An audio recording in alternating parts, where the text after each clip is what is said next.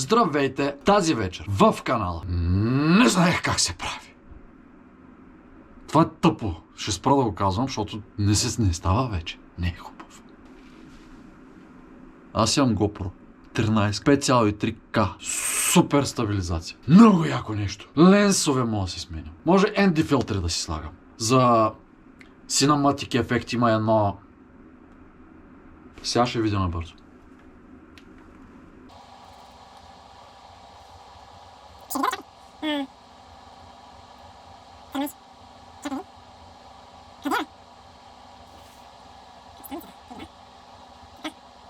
Ултравайт, макроленс, не е това.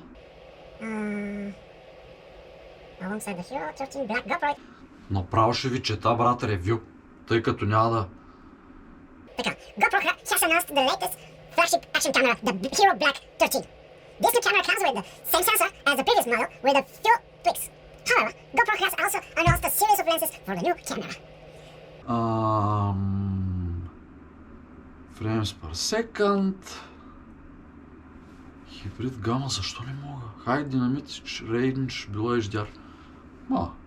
Flexibility during production. Anamorphic ленс, брат.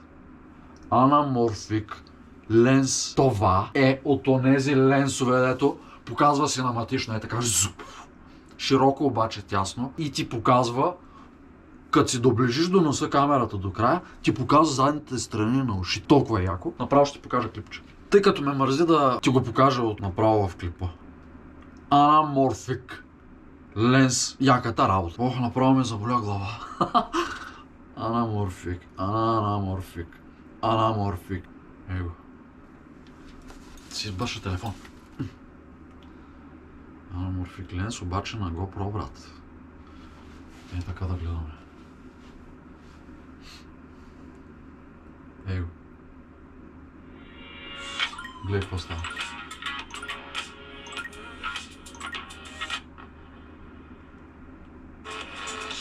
Мамка му.